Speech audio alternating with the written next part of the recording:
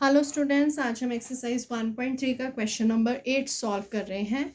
हमारा 8 क्वेश्चन है, a cement company earn a profit of ₹8 per bag of white cement sold and loss of ₹5 per bag of grey cement sold. यानी एक company ने अगर white cement sold करेगा एक bag, तो उसको उसके ऊपर ₹8 का प्रॉफिट होगा, और अगर वो एक बैग ग्रे सीमेंट बैग का सोल्ड करेगा तो उसको ₹5 का लॉस होगा।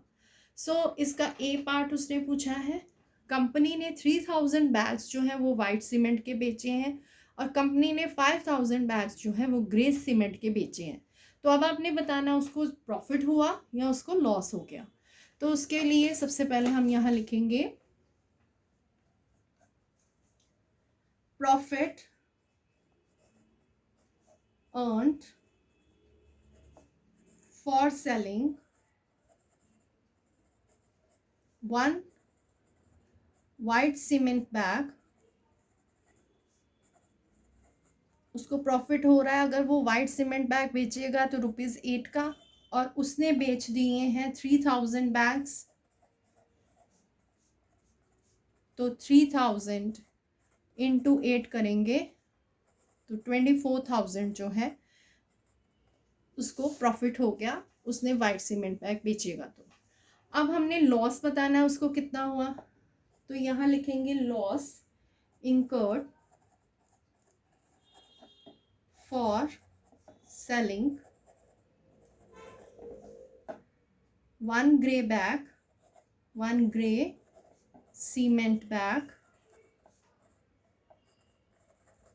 उसको एक बैग बेचने पर ₹5 का लॉस हो रहा था, और उसने बेच दिए हैं 5000 ग्रे सीमेंट बैग। तो 5000 इंटू 5 करेंगे तो 5 5 25, और साथ में जीरोस, तो 25,000 का उसको लॉस हो गया। अब उसने पूछा उसको प्रॉफिट हुआ या लॉस हुआ, तो यहाँ पर आप देखो ये ग्रेटर है, इसका मतलब उसको लॉस हो गया। यहाँ आप लिखोगे उसको लॉस हो गया, और नेट लॉस उसको कितना हो गया वो हम बताएंगे। नेट लॉस के लिए इन दोनों को माइनस कर दो, यानी कि उसको ₹1000 का लॉस हो गया। ये है इसका ए पार्ट का आंसर। अब इसका बी पार्ट हम करेंगे।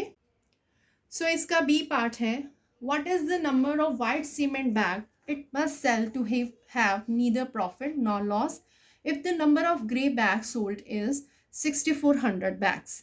यानी कि उसने 6400 बैग्स जो हैं वो ग्रे बैग्स बेच दिए हैं, और अब उसने पूछा है कि आप बताओ कि वो कितने वाइट सीमेंट बैग बेचे कि ना ही उसे प्रॉफिट हो और ना ही उसे लॉस हो। यानी नंबर ऑफ ग्रे बैग्स भी सेम होने चाहिए और number of white cement bag भी सेम होने चाहिए, तभी उसको ना ही प्रॉफिट होगा और ना ही लॉस होगा।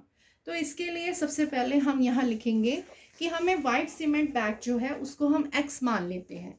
Late the white cement bag to be sold, उसको हम मान लेते हैं कि वो x होने चाहिए, और ग्रे सीमेंट बैग जो उसने बेचे हैं वो है 6400 बैग्स, और उसको लॉस कितना हुआ ग्रे सीमेंट बैग्स पर, तो वो भी हम लिखते हैं loss of grey cement bag. तो उसके लिए 6400 मल्टीप्लाई बाय 5, क्योंकि अगर एक बैग वो ग्रे सीमेंट का बेचेगा तो उसको ₹5 का लॉस हो रहा था, तो उसने इतने बैग बेचे, तो हम इन्हें मल्टीप्लाई करते हैं तो ये आ जाएगा 32,000। यानी उसको 32,000 रुपीज़ का लॉस हो गया अगर वो 6400 बैग्स जो है वो सोल्ड करेगा।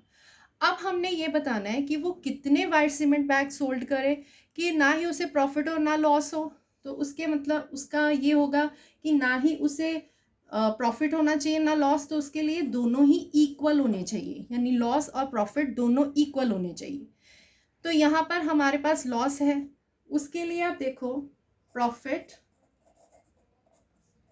ऑफ वाइट सीमेंट बैग्स, तो x इंटू 8 करेंगे अभी, क्योंकि यहाँ पर अगर हम ग्रे सीमेंट बैग्स को 5 से मल्टीप्लाई कर रहे हैं तो वाइट सीमेंट बैग्स भी जो है उसे भी हम 8 से मल्टीप्लाई करेंगे, क्योंकि एक बैग अगर वो सोल्ड करेगा तो उसको 8 रुपीज़ का प्रॉफिट होगा।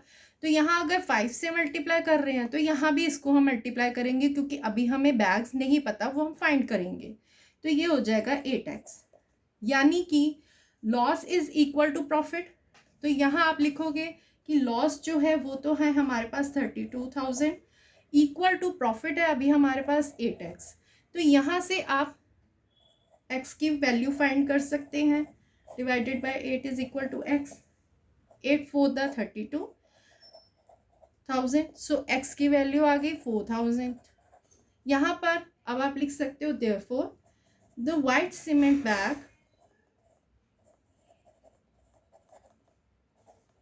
बैग्स टू बी सोल्ड, उसको 4,000 बैग्स बेचने चाहिए, ताकि उसको ना ही प्रॉफिट हो और ना ही लॉस हो। सो ये आपका आंसर्स है। Thank you.